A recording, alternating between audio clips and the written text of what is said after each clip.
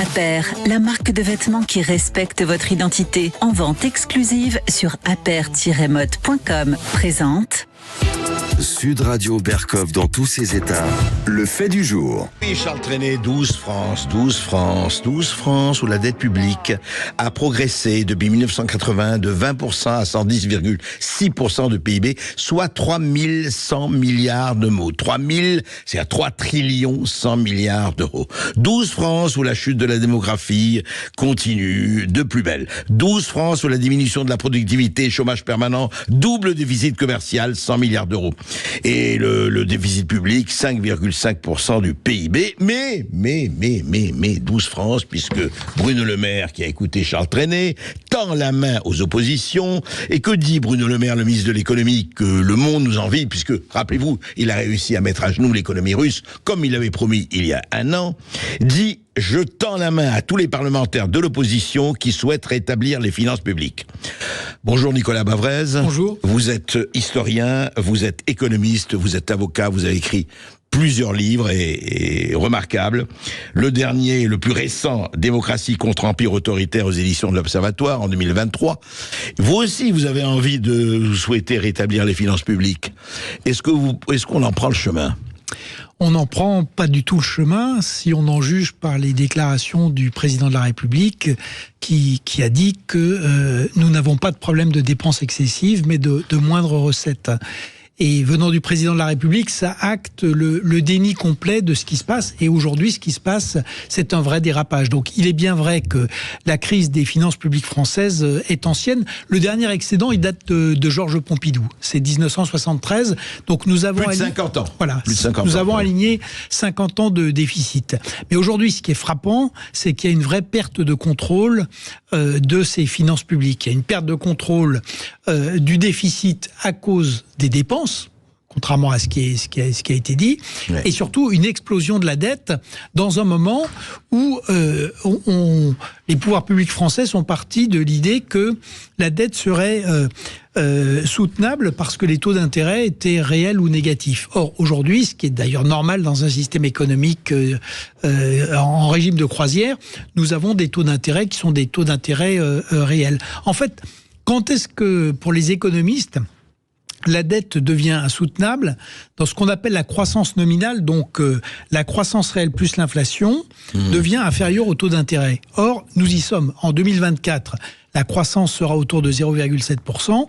L'inflation sera un peu supérieure à 2, donc ça va faire autour de 2,8. Et les taux d'intérêt seront entre 3,2 et 3,5. Et donc là, on a une divergence, c'est ce qu'on voit aujourd'hui, avec donc la charge de la dette qui va exploser. Elle était autour de 40 milliards au début de cette... et elle va passer à 70 milliards ou 80 milliards. Entre 70 et 80 milliards en 2027. Dans 3 ans. Et donc voilà pourquoi il y a un problème majeur. Et ce qui est frappant, c'est de voir que la classe politique française refuse de traiter ce problème. Et comme elle refuse de le traiter, en fait, la seule manière de le traiter... miser sur la croissance qui a été fait, puisque ça fait des décennies qu'on dit que la croissance va rétablir les finances publiques françaises, évidemment, c'est une illusion. Et je reviendrai, c'est une illusion parce que la croissance, elle est bloquée, notamment par l'improductivité du secteur public. Monter les impôts, on est à un record de ce qu'on appelle les recettes publiques, c'est à 52,5% du PIB, c'est le record mondial. Maintenant, si on augmente les impôts, on diminuera l'activité. Rappelez-vous, Giscard ou Pompidou, si on arrive à 40%, on sera en URSS. Et donc, il reste une solution, c'est de s'attaquer aux dépenses, mais personne n'en veut. Mais alors justement, vous avez commencé par ça, Nicolas Bavrez, l'État. Alors l'État, très bien, l'État est censé nous protéger, l'État est censé, dans le régalien, faire ce qu'il doit faire. Mais en même temps, justement, votre chronique du Figaro d'hier, vous disiez l'État vautour. Mais comment un président de la République peut-il dire « Ah oui, le problème, c'est pas du tout les dépenses publiques ». Or, les dépenses publiques explosent, et les dépenses publiques, apparemment, il faut expliquer justement aux éditeurs pourquoi c'est improductif, pourquoi ce qui se passe du point de vue de cet État mammouth, de cet État obèse, en fait, ne fait rien, ni pour la croissance, ni pour la productivité, ni pour le reste. Alors, je crois que vos auditeurs le constatent quotidiennement. La dépense publique aujourd'hui, c'est 58% du PIB. Donc, c'est gigantesque. Ça veut dire que, grosso modo, 6 euros sur 10 qui circulent dans l'économie française sont des euros publics. Et chacun peut voir qu'en face de ça, eh bien la qualité de la santé se dégrade de manière spectaculaire, la qualité de l'éducation, n'en parlons pas, les transports, la justice, la police, donc tous les services de base qui sont effectivement normalement assurés par le secteur public, sont en train de s'effondrer, avec d'ailleurs des endroits où il y a des problèmes d'accès, la santé par exemple avec la multiplication des déserts médicaux, et puis par ailleurs un énorme problème quand on accède à ces services, par ailleurs la qualité est en train de diminuer très fortement. Or, on fait ça avec, par exemple, un nombre de fonctionnaires qui n'a jamais été aussi élevé. On est à 5,7 millions. Il y a quand même encore l'an dernier... C'est un record par rapport à... Enfin, c'est... Ah oui. Par rapport à tous les autres pays européens, c'est un record. Donc, quand on dit qu'il y a un manque de moyens, c'est absolument faux. Il y a simplement des principes d'organisation, un manque de leadership, un manque criant de gestion. Quand on prend l'éducation... Oui, ce n'est pas la qualité des fonctionnaires qui est en cause, en fait. Non, il y a beaucoup de gens extrêmement dévoués, d'ailleurs, qui mettent, y compris en péril, leur équilibre physique et mental dans les hôpitaux, dans l'éducation, dans la police. Ce qui est en cause, c'est un système qui est totalement dysfonctionnel, un État qui est devenu obèse et impuissant, avec à la fois des doublons partout, entre l'État et les collectivités locales, et puis un système complet de déresponsabilisation. Et derrière, c'est vrai qu'aujourd'hui, l'État, comme le disait M. Massé, qui était le commissaire au plan du général de Gaulle, il disait que l'État doit être un réducteur d'incertitude. Et c'est vraiment, aujourd'hui, on en a vraiment besoin, parce que l'État est fondamental pour arriver à répondre aux chocs qui se multiplient, les chocs financiers, les chocs sanitaires, les chocs stratégiques, les chocs énergétiques. Mais aujourd'hui, l'État est devenu, en fait, un multiplicateur de risques et d'incertitudes. C'est le contraire de ce qu'il devrait être, sa vocation. Donc, il est devenu une énorme bulle financière avec cette dette dont on a perdu le contrôle de 3100 milliards. Mais il est aussi un risque, ce qu'on voit, parce que il a perdu le contrôle de la paix civile. Il a perdu le contrôle de la santé, on l'a vu avec la pandémie, et il a perdu le contrôle de la maîtrise des frontières, et donc tout ceci, en fait, coûte extrêmement cher. Et il y a des conséquences très pratiques, par exemple, en termes d'attractivité. C'est vrai que il y avait eu un certain nombre de progrès, mais aujourd'hui, par exemple, l'insécurité devient un problème pour les investisseurs et pour les entreprises étrangères qui voudraient venir s'installer. La sécurité devient un facteur très réellement de problème pour les investisseurs. Évidemment, c'est d'abord un problème pour la vie quotidienne et un problème politique pour la démocratie, mais c'est aussi un problème aujourd'hui, un problème d'attractivité économique. Et donc, ce qu'il faut bien comprendre, c'est que on est un peu de retour aux années 30, c'est-à-dire que l'État nous a mis dans un système qui est un système malthusien de décroissance par la dette. Et que ce qui est inquiétant, parce qu'effectivement tout le monde commente des statistiques par trimestre qui n'ont pas grand sens, parce que généralement, de toute façon, elles sont rectifiées après quelques semaines. Mais ce qui est fondamental, c'est de regarder un peu le cercle du système économique. On parlait des années Pompidou. Sous Pompidou, on a 6% de croissance par an, des gains de productivité de 4,5% par an, le plein emploi, un excédent de la balance commerciale, un excédent budgétaire de 0,2%, donc en 73. Aujourd'hui, c'est une spirale, mais une spirale déclinante, et parce que qu'est-ce qu'on a ? On a une croissance qui était très très faible. Quand on prend depuis 2019, c'est 0,4% par an. Surtout, on a une productivité qui a diminué de 6% depuis 2019. On a une démographie qui s'effondre avec 1,67 enfants par femme. On a évidemment derrière le chômage qui remonte, donc on est passé de 7,2 à 7,5, on va aller au-delà de 8%. On a une balance commerciale avec un énorme déficit de 100 milliards d'euros. Il n'y a pas l'équivalent en Europe et qui montre bien qu'on a un problème. On est recordman en maillot jaune en Europe. Sur le déficit commercial, la plupart des autres sont ou à l'équilibre ou en excédent. Et puis, les finances publiques, on en a déjà parlé, avec ce déficit dont qui a augmenté jusqu'à 5,5%. Et vous voyez, c'est donc ça sur lequel il faudrait essayer de revenir. Et ce qui est dommage, c'est qu'on ne travaille pas là-dessus et que, effectivement, quand on dit qu'il n'y a pas de problème de dépenses publiques, ça veut dire qu'on s'interdit d'améliorer l'économie française. Ce que je trouve dommage pour en venir à l'État, c'est que la France garde des atouts et dans les atouts, elle a un secteur privé qui fait preuve d'une résilience assez étonnante. On ne cesse de le critiquer. Quand on regarde les grandes entreprises françaises, elles ont de très bons résultats, mais parce qu'elles sont beaucoup à l'étranger. Et le reste du secteur privé essaye de survivre. Surtout qu'elles créent des emplois, les PME, etc.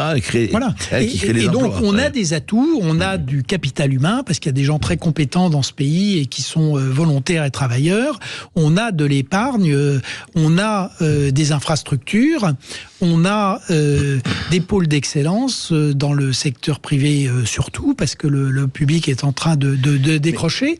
On a une civilisation, un mode de vie, si vous voulez. Normalement, en France, on peut faire de tout. On peut faire de l'agriculture, on peut faire de l'industrie, on peut faire du service, on peut faire du tourisme. C'est un pays de cocagne. Et nous avons méthodiquement détruit nos atouts. L'agriculture est un exemple symbolique, mais si vous voulez, tout le système productif français est une grosse agriculture, c'est-à-dire des atouts qui sont stérilisés par des normes, par des taxes et par un État qui passe son temps à empêcher le secteur privé de produire, en plus à lui donner des leçons, alors que lui-même est incapable de se gérer. Tout à fait. Et quand il y a une bonne agriculture, il y a tout ce qu'il faut, et comme une bonne industrie, soit on vend les bijoux de famille, soit on les vend par appartement, soit on essaye, comme vous dites, de normer, de formater avec les résultats que l'on sait.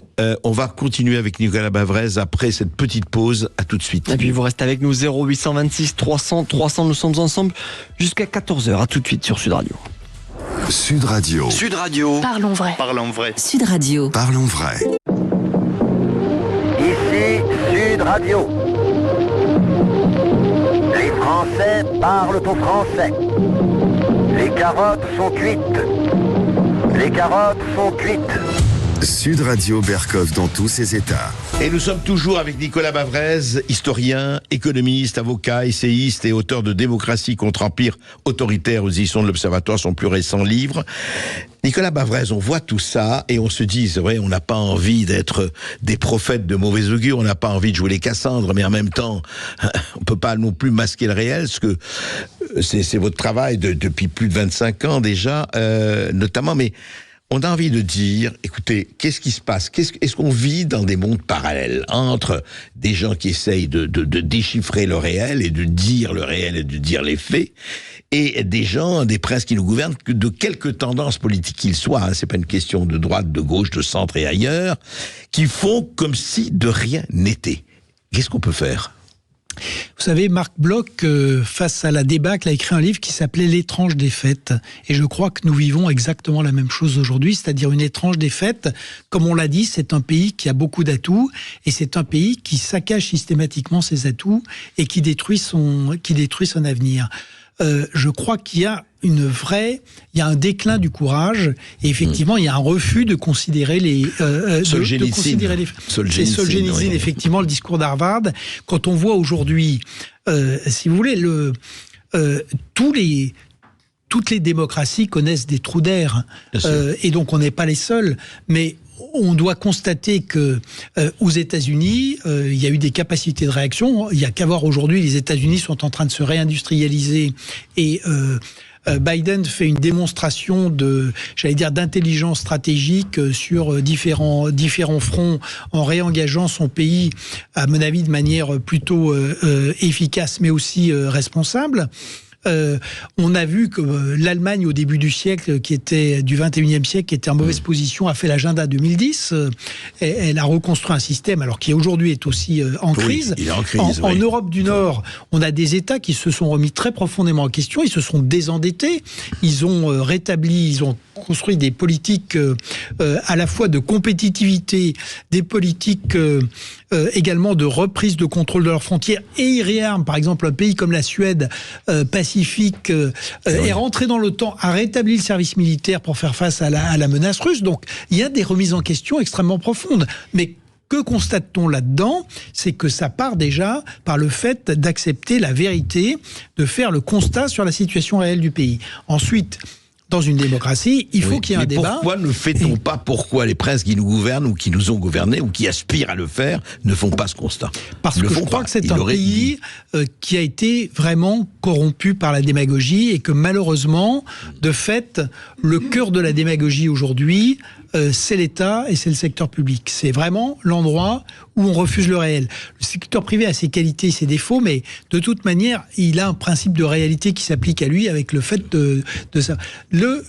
Et que on a eu des mécaniques, et la dette publique est finalement le cœur du refus du réel et de la fuite en avant. Et c'est pour ça que malheureusement, je crois qu'aujourd'hui, la démocratie française est incapable de régler ses problèmes par elle-même, et que le dénouement, parce qu'on va finir par moderniser. Mais ce sera un vrai choc. Et le dénouement se fera par un choc, sans doute un choc extérieur. Est-ce que ce sera par la dette? Est-ce que ce sera par... on a eu d'ailleurs on a eu plusieurs secousses très graves, les gilets jaunes. Bien sûr.